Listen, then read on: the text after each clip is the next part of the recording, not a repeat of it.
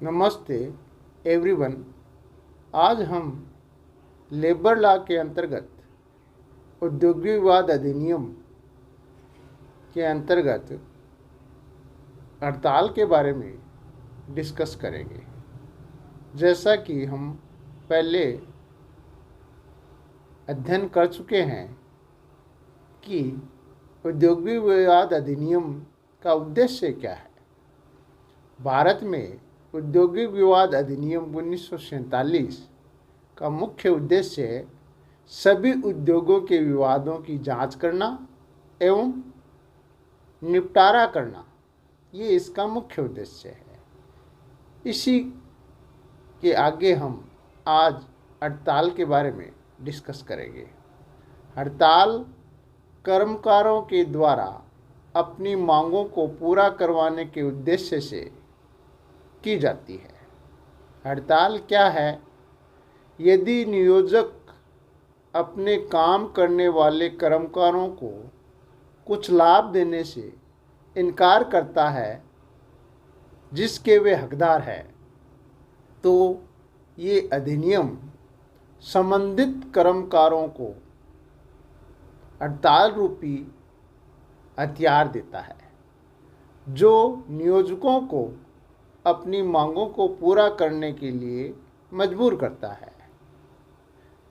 ये श्रमिकों द्वारा अस्थायी रूप से शिकायतों को व्यक्त करने के लिए या काम की स्थिति में परिवर्तन करने के लिए संबंधित मांगों को पूरा कराने के लिए एक साथ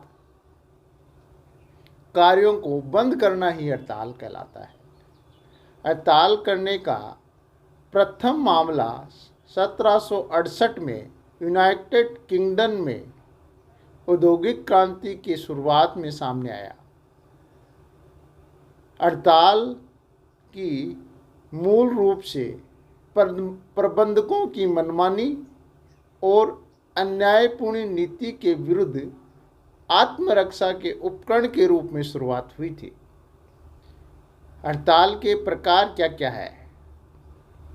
हड़ताल के प्रकार में मुख्य रूप से 5 प्रकार के हो सकते हैं। पहला है सामान्य हड़ताल, दूसरा है सांकेतिक हड़ताल, तीसरा है कलमबंद, चौथा है औजारबंद हड़ताल, पांचवा है धीमी गति से कार्य करने।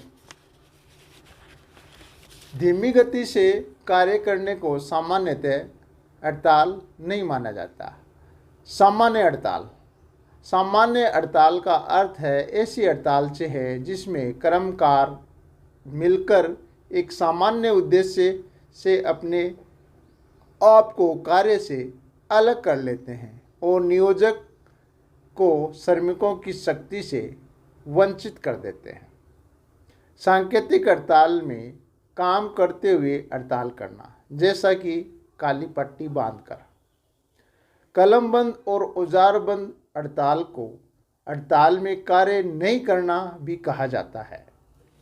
इसमें कर्मकार गण अपने कार्य करने के स्थान में आते हैं परंतु किसी प्रकार का कार्य नहीं करते।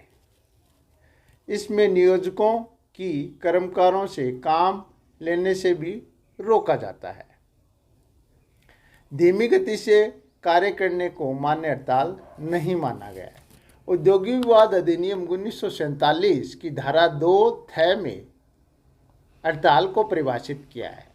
धारा 2 के अनुसार हड़ताल से किसी उद्योग में नियोजित व्यक्तियों के निकाय द्वारा मिलकर कार्य करते हुए बंद कर देना या किसी संस्था में ऐसे व्यक्तियों द्वारा जो नियोजित है या जिसे नियोजन में लग रहे हैं काम करते रहने से या नियोजन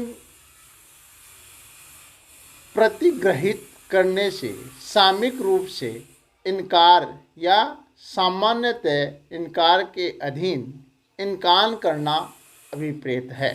अर्थात हड़ताल से अभिप्राय कर्मकारों के समूह द्वारा मिलकर इस उद्देश्य से कार्य बंद कर देने से है कि नियोजक पर इस बात का दबाव पड़ सके कि उनकी मांगों को स्वीकृत कर लिया जाए। हड़ताल के आवश्यक तत्व है। हड़ताल के आवश्यक तत्व के रूप में पहला आवश्यक तत्व है हड़ताल में किसी उद्योग का होना आवश्यक है और उद्योग में के लिए नियोजक और कर्मकारों का भी होना आवश्यक है। दूसरा है उद्योग में नियोजित कर्मकारों द्वारा सामूहिक रूप से कार्य करने से इनकार किया जाता है। तीसरा, कर्मकारों के एक समूह द्वारा नियोजन ग्रहण करने से इनकार कर दिया जाता है। चौथा, ऐसे काम करने से इनकार अथवा काम को बंद कर देने से होता है जिसका उद्देश्य नियोजकों से अपनी मांगों को मनवाना होता है। हड़ताल की कोई समय सीमा निर्धारित नहीं है। ये कितने भी दिनों की हो सकती है। एक केस हुआ पटियाला सीमेंट कंपनी लिमिटेड बनाम उनके कर्मकारगण के मामले में 30 मिनट काम बंद कर देने को भी हड़ताल माना गया। हड़ताल के लिए आवश्यक है कि कार्य को वास्तविक रूप से बंद कर देना। हड़ताल के लिए केवल काम से अनुपस्थिति रहना ही पर्याप्त नहीं है, बल्कि सामूहिक रूप से कार्य करने से इनकार किया जाना आवश्यक है। विधिमान्य हड़ताल बाद अधिनियम की धारा 22(1) में वैध हड़ताल के आवश्यक तत्वों के बारे में बताया गया है। धारा 22(1) के अनुसार कोई भी हड़ताल वैध होगी यदि वह नियोजकों को 6 सप्ताह का पूर्व सूचना देकर की जाती है। दूसरा है, ऐसी सूचना दिए जाने के 14 दिन के भीतर नहीं की जा सकती। सूचना में अंकित दिनांक से पूर्व भी नहीं की जा सकती अथवा समझौता अधिकारी के समक्ष किन्हीं समझौता कार्रवाइयों के लंबित रहने के दौरान ऐसी कार्रवाइयों के समाप्त होने के बाद 7 दिनों के भीतर नहीं की जा सकती। तालाबंदी के संबंध में भी यही शर्तें लागू होती है। यहाँ ये उल्लेखनीय है कि धारा 22(1) के अंतर्गत हड़ताल को निषेधित नहीं करती है, बल्कि उसकी विधि मान्यता के लिए कुछ शर्तें अधिरोपित करती है। ये शर्तें केवल लोकोपयोगी सेवाओं से जुड़े उद्योगों पर ही लागू होती है।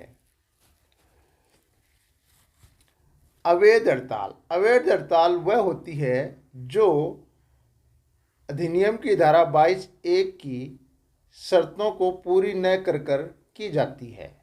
अवैध हड़ताल के परिणाम क्या होते हैं? अवैध हड़ताल में सबसे पहला उसका परिणाम होता है शास्ति।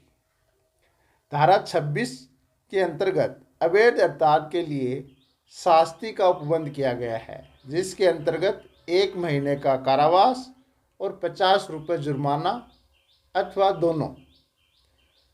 दूसरा उसका परिणाम होता है मजदूरी पर। अवैध हड़ताल में भाग लेने वाले कर्मकार मजदूरी प्राप्त करने का हकदार नहीं होता है। तीसरा है पद से हटाना। अवैध हड़ताल में भाग लेने वाले कर्मकारों को कार्य से हटाया जा सकता है, यानी पद से हटाया जा सकता है। इस प्रकार आज हमने हड़ताल के बारे में डिस्कस किया। धन्यवाद।